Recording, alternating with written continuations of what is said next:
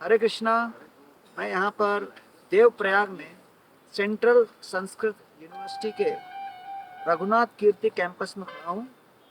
हमारे बीच डॉक्टर श्रीनिवास वरखेड़ी साहब, जो कि सेंट्रल संस्कृत यूनिवर्सिटी के वाइस चांसलर हैं, और उन्होंने मुझे यहाँ पर एडवाइज़र के रूप में सेवा दी है सेंट्रल संस्कृत यूनिवर्सिटी में। यहाँ पर लगभग 300 स्टूडेंट छात्र पढ़ रहे हैं और पूरे भारत भर में लगभग 11,000 छात्र हैं। बड़ा ही सुंदर कैंपस, भव्य कैंपस। आप देख सकते हैं कि चारों तरफ पर्वतों के बीच यहाँ पर कैंपस बना हुआ है, जहाँ पे स्टूडेंट्स के रहने की व्यवस्था है, भोजन की व्यवस्था है। 15,000 ग्रंथों की लाइब्रेरी है। तो मैं डॉक्टर वरखेड़ी साहब से पूछना चाहूँगा कि ये सेंट्रल संस्कृत यूनिवर्सिटी के अंतर्गत एग्जैक्टली क्या एक्टिविटीज़ हो रहे हैं, व्हाट द मिशन। केंद्रीय संस्कृत विश्वविद्यालय एक भारत सरकार का उपक्रम है। भारत के उच्च शिक्षा संस्थानों में से एक है, जो अभी अभी नैक में A++ श्रेणी, उत्कृष्ट श्रेणी प्राप्त है। और इस संस्थान 50 साल से सेवा कर रही है, लेकिन 2020 में पहली बार इस संस्थान को केंद्रीय संस्कृत विश्वविद्यालय का स्तर दिया गया। अभी बहुत विकास हुआ है। देवप्रयाग परिसर एक बहुत रमणीय परिसर, अभी भी प्रधानमंत्री नरेंद्र मोदी जी ने इसका उद्घाटन किया। इन हमारे संस्थानों में प्राचीन भारतीय विद्या परंपरा को सुरक्षित करने के लिए हम अनेक कार्यक्रम करते हैं। शिक्षा कार्यक्रम में प्राक शास्त्री 10वीं के बाद छात्र यहाँ आते हैं।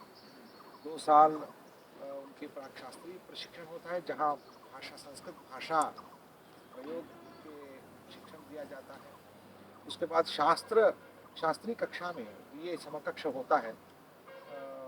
बैचलर्स प्रोग्राम में, अंडर ग्रेजुएट प्रोग्राम में वो 3 साल या 4 साल तक शास्त्र का अध्ययन करते हैं, जैसे वेदांत हो, न्याय, मीमांसा, व्याकरण, ज्योतिष आदि शास्त्रों का गंभीर अध्ययन करते हैं।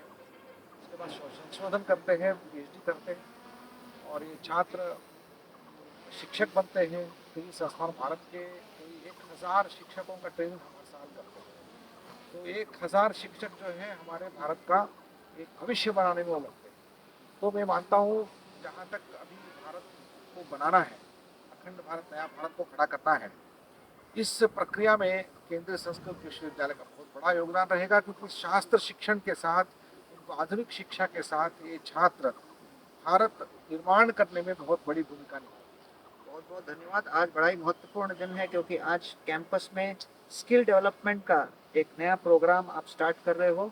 इसके विषय में आप कुछ बताएंगे। आज हमारे केंद्रीय संस्कृत विश्वविद्यालय के अनेक परिसरों में, खास करके देवप्रयाग के रघुनाथ कीर्ति परिसर में भी प्रधानमंत्री कौशल विकास योजना के अंतर्गत 4-5 विशेष कार्यक्रमों का आरंभ हो रहा है, जहां कंप्यूटर के प्रशिक्षण और उसके साथ योग शिक्षण, इस तरह के विषयों में, जैसे बच्चों को ऑफिस मेंटेनेंस कैसे करना, ये भी सीखना चाहिए।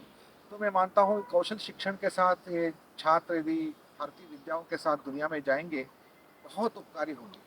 इनका एक बहुत बड़ी स्वीकृति होगी। और दुनिया में देखिए, आज केवल कौशल से हम किसी का शिक्षण पूर्ण हो नहीं सकता, लेकिन कौशल के बिना भी शिक्षण पूर्ण नहीं हो सकता। यदि कौशल मात्र है वो रावण भी बन सकता है, केवल विद्या मात्र है रावण भी बन सकता है।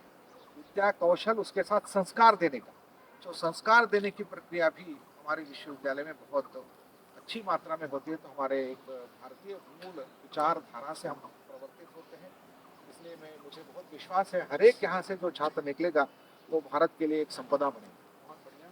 भक्ति वेदांत रिसर्च सेंटर, जो कि इस्कॉन का रिसर्च सेंटर है, और कलकत्ता में 25,000 बुक्स और मैन्युस्क्रिप्ट्स हैं, उसके डायरेक्टर होने के नाते मैं यहाँ पर डॉक्टर श्रीनिवास वरखेड़ी से इस विषय में चर्चा करने आया हूँ कि किस तरह हम अपने कई रिसर्च प्रोजेक्ट्स इनसे सीख सकते हैं, और इनके जो विस्तृत लाइब्रेरी और मैन्युस्क्रिप्ट्स का कलेक्शन है, उससे हम और क्या कुछ सीख सकते हैं।